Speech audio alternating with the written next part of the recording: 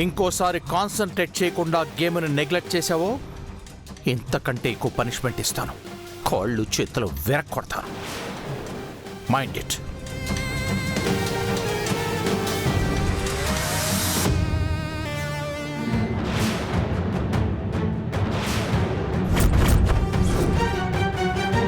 హే ధీరజ్, ఏమైందిరా? ఈరోజు ప్రాక్టీస్కి బంక్ కొట్టి బీరేద్దాం అనుకున్నావు కదరా, నువ్వెందుకు రాలేదు?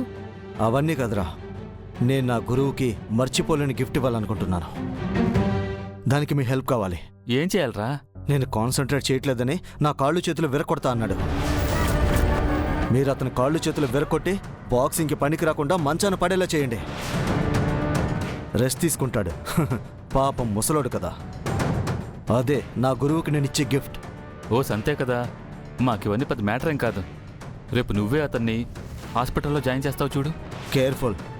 మీరు నా ఫ్రెండ్స్ అని తెలియకూడదు, నా మీద ఏ డౌటు రాకూడదు. అదంతా నేను చూసుకుంటాలే మామా. పదా చిల్లవుతాం.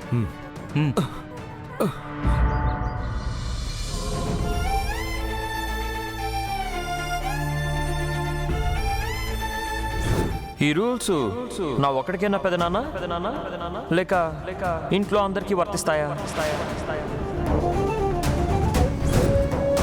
పెద్దమ్మ వద్దని చెప్పాక కూడా రుద్రన్నయ్య గంగ వదిన్ని బాక్సింగ్ ప్రాక్టీస్కి తీసుకెళ్తున్నాడు కదా. అంటే ఇంట్లో ఎవరి నిర్ణయాలు వాళ్ళు తీసుకోవచ్చానే కదా.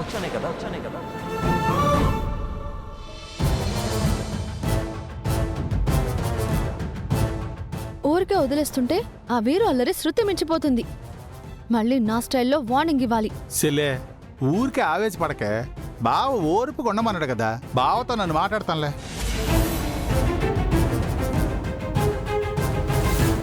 బావా, ఏదో ఆలోచిస్తున్నట్టున్నావు. ఓ, సూర్య ప్రవర్తనలో వచ్చిన మార్పు గురించా?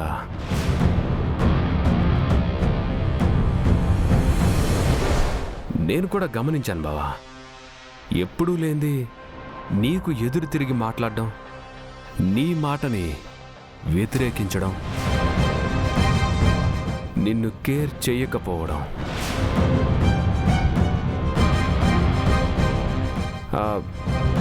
అలా బిహేవ్ చేస్తున్నాడు అనిపిస్తుంది. ఎందుకంటావు?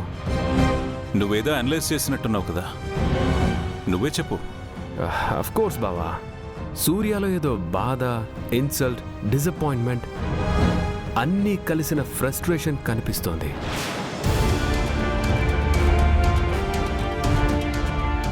బాధ అంటే మీరందరూ ఫ్యామిలీ బిజినెస్ పేరుతో నన్ను దూరం చేసినప్పుడు ఇంట్లో అంతా నన్ను ఖాళీగా ఉంటున్నానని జాలిగా చూసి నవ్వారు.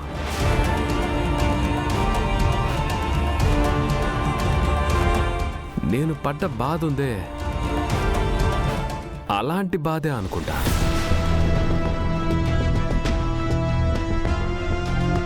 ఇంకా ఇన్సల్ట్ అంటే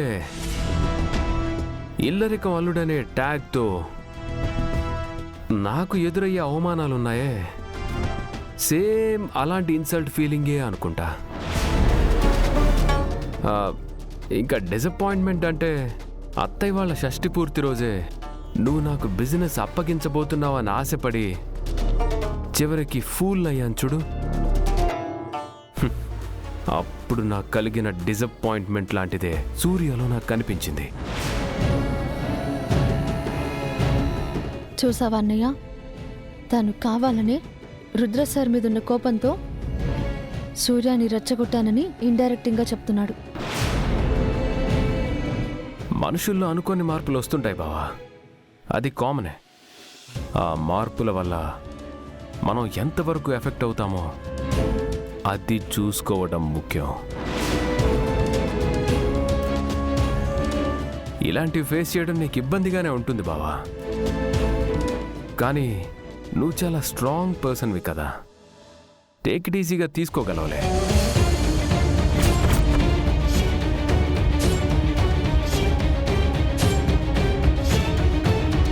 కాకపోతే ఈ మార్పు సూర్య వరకు వస్తే ఓకే, ఒకవేళ ఇంట్లో ప్రతి ఒక్కరిలో అలాంటి మార్పే వచ్చిందనుకో, అప్పుడేంటి పరిస్థితి? ఆ, అదే నీ కుటుంబం, ఐ మీన్ ఈ కుటుంబం విడిపోయే పరిస్థితి వస్తుందేమో కదా బావా?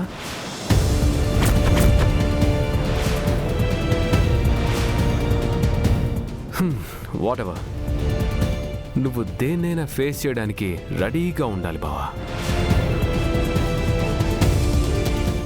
సూర్యతో నేను మాట్లాడతానులే బావా, ఎక్కువగా ఆలోచించుకో.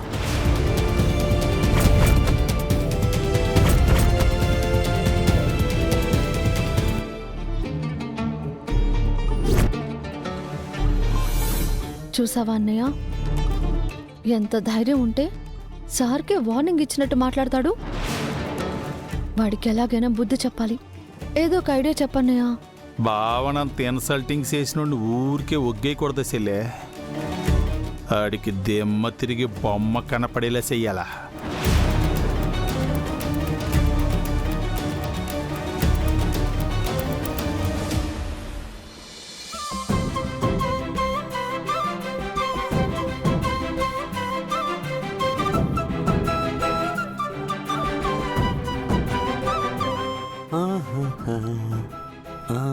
అవును, అన్నీ బాగానే ఉన్నాయి.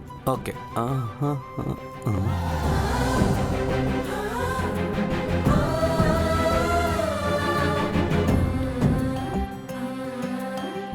కార్తిక్ గారు, గుడ్ మార్నింగ్ సార్. ఇప్పటికి 10 సార్లు చెప్పారు గుడ్ మార్నింగ్ అని. అవునా? సారీ, మర్చిపోయాను. మేడం మాటకొస్తే తప్ప నాకు డే స్టార్ట్ చేసినట్టే ఉండదండి. మేడం రావడానికి నీ డే స్టార్ట్ అవ్వడానికి ఏంటండి సంబంధం? మీ అందరికీ మండేలు ట్యూస్డేలు ఉంటాయి, నాకు మాత్రం మేడం వస్తేనే గుడ్ డే అండి. ఇంత డైరెక్ట్ అయిపోయాడంటే ఏదైనా అడిగితే అభిమానం అంటాడు. మళ్ళీ ఏం చేయాలి?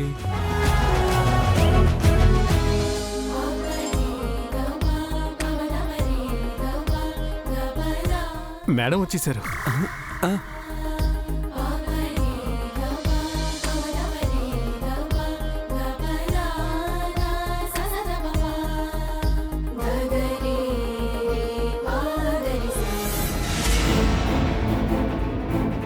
లక్ష్మి, లక్ష్మి మేడం, కస్టమర్స్ వచ్చి వెళ్ళాక ర్యాక్స్ లో సరుకులు సక్రమంగా సర్దాలని తెలీదా? చూడు ఎలా చెల్ల చెదురుగా పడున్నాయో. మేడం ఏంటి ఇంత సీరియస్గా ఉన్నారు? సారీ మేడం, ఇప్పుడు సర్దేస్తాను. Good morning madam. Good morning Karthik. Good morning madam. Good morning manager గారు. ఇవాళ స్కిన్ కేర్ ప్రొడక్ట్ స్టాక్ రావాలి, ఫాలో అప్ చేశారా? ఇంకా లేదు మేడం.